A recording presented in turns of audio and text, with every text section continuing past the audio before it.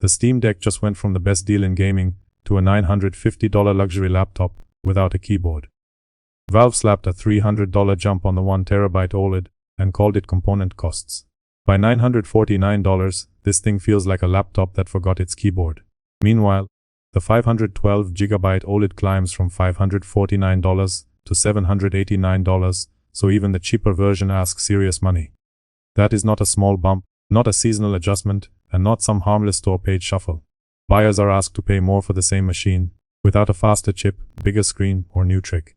Reportedly, the hardware itself has not changed, and Valve points toward higher parts costs plus shipping trouble. Look, we can look at their excuses, but facts are facts. Still, the bill lands in the same place, on the player, and that matters more than any press-friendly excuse Valve can print today. What changed, what Valve blames, why AI matters, and why Valve's future hardware looks scary. But the hardware costs are only the cover story. Really, the important part is what Valve thinks customers will accept.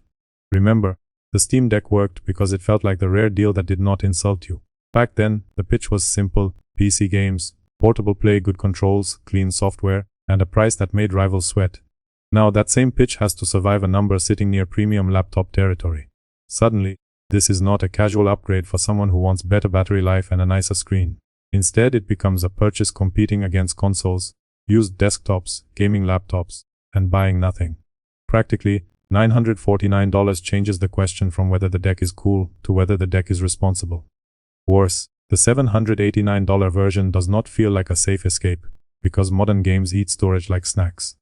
Players know the routine: buy cheap, add a card, delete games, reinstall games, then call file cleanup a hobby. Hidden costs become time, and nobody prints that beside the buy button. Although Valve can point to the AI gold rush all it wants, gamers are getting trampled. Honestly, part of that excuse has real weight. Memory SSDs, chips, and graphics parts face pressure, while AI demand makes supply nastier for regular buyers. Data center customers want parts by the truckload, while gaming devices wait behind them outside the castle. Ordinary gamers keep hearing AI will improve life, yet storage gets more expensive.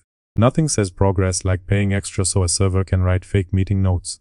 Anyway, back to the part where your wallet is bleeding. However, blaming AI alone is too clean, and clean excuses usually hide dirt.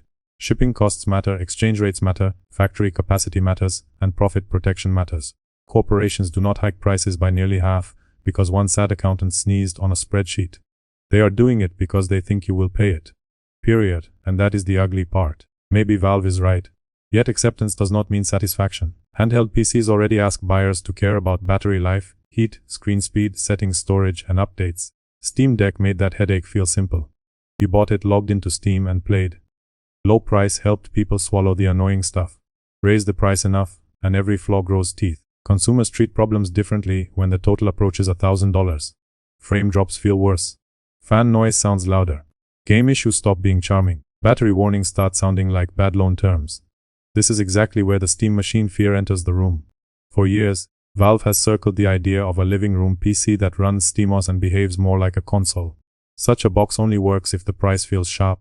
No buyer wants a console-shaped PC that costs like a boutique desktop and explains itself like homework. Clearly, Valve wants SteamOS everywhere, but if it cannot keep its own house affordable, that dream cracks.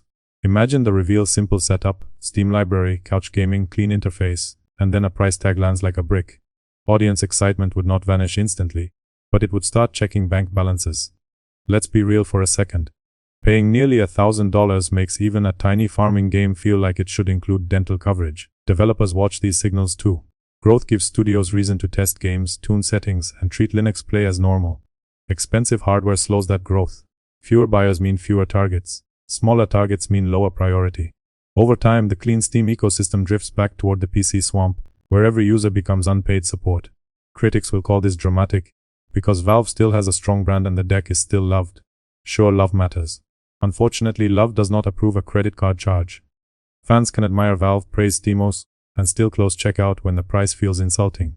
Brand goodwill is not infinite. Every company thinks its fans are loyal until the fans start acting like customers. Step back, because this is not only a Steam Deck problem anymore. Gaming already feels squeezed from every side. New releases cost more. Collector editions became furniture payments. Graphics cards spent years pretending scarcity was a feature. Subscriptions mutate. Services close. Launches multiply. Publishers cut staff, cancel projects, and then ask players to celebrate another roadmap. Against that backdrop, a giant deck price jump feels like another boot on the same bruise. People are tired of being told every bad deal is unavoidable. Sometimes it is unavoidable. Often it is partly unavoidable, partly opportunistic, and completely passed to the buyer. Costs can rise, and companies can still choose how much pain to transfer. Margins can shrink, cheaper versions can be protected, bundles can improve, and messages can become honest. Usually, buyers get one polished sentence about conditions. Pay more because the world is complicated. Value naturally is where the argument gets messy. The Steam Deck OLED is still a strong device. Its screen is excellent, its interface is friendly, its library is huge, and quick sleep mode still feels great. Measured against consoles, it offers more freedom. Set beside laptops, it is easier to carry and use on a couch. Obviously, there is still a case for buying one. Even so, that case is narrower. Parents buying for kids will hesitate. Students will hesitate. International players outside rich markets may laugh, then close the tab. Owners of the LCD deck may wait. Shoppers considering an OLED upgrade may decide their old screen suddenly looks fine. Retail psychology matters, and $949 lives in a different mental neighborhood than $649. $649 sounds premium but reachable. $949 sounds like a purchase that needs defending. Add tax, accessories, storage cards, a dock, a case, or repair coverage, and the final number marches toward absurdity. Regional pricing can make that uglier when exchange rates and local taxes pile on. Inventory may sell through anyway, fast. Scarcity makes bad prices look clever. Nevertheless, selling out is not the same as building trust. One limited product can move quickly while the wider audience decides the brand has changed. Broadly, the deck story becomes a warning sign for gaming hardware. When parts keep rising, AI keeps absorbing supply, shipping stays unstable, and companies protect margins first, affordable hardware becomes rarer. Soon the industry will act shocked when players stop upgrading. Executives will stare at charts and ask why engagement fell. Analysts will blame fatigue, competition, or changing habits. Rarely will anyone say the obvious: people cannot keep paying more for the same box. To Valve's credit, the deck changed expectations. Deck made PC gaming feel less chained to a desk. Through giving indie games new life, backlogs new purpose, and Linux gaming a normal face, it earned real affection. Precisely because it mattered, this jump stings. Any bad product getting more expensive is easy to ignore.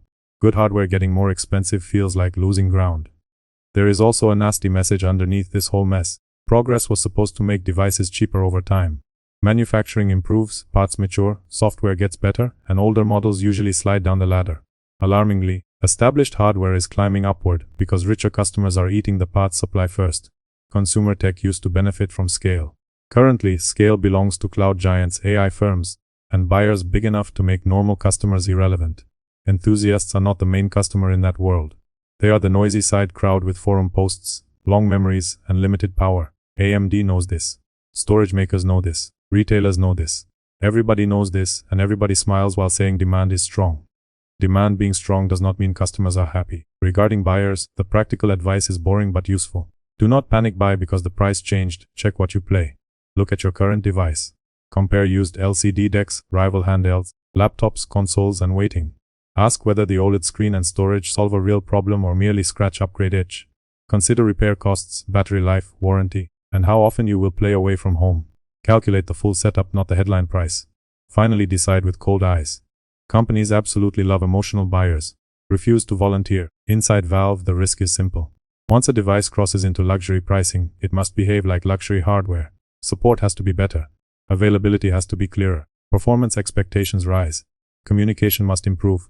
Future SteamOS machines will not get endless patience if they arrive expensive and vague. Historically, this community has been forgiving because the deck felt like a deal. Remove the deal, and what remains is a good handheld with harder questions. Ultimately, the reported hike is not proof that Valve turned evil, because that would be lazy cartoon thinking. Rather, it proves the cheap hardware miracle was fragile. World events, AI demand, parts costs, shipping trouble, and corporate choices all meet at the checkout button. Customers see the final number, not the spreadsheet. Someone can explain every line and still fail to make the price feel acceptable. Crucially, this is not wild guessing. Prices rose, Valve blamed costs, and buyers carry the difference. Judge this hike by whether the deck still feels like the deal that made people believe. Possibly the market absorbs it. Conceivably buyers revolt. Later Valve might adjust. Whatever happens, the signal is clear. Hardware is entering a nastier phase, where the same devices get more expensive while companies ask us to call it reality. Reality deserves a name. The Steam Deck became harder to recommend, the Steam machine became harder to trust, and gamers got another reminder that the future is portable, powerful, and priced by someone who hates wallets, with no discount for loyalty or common sense right now.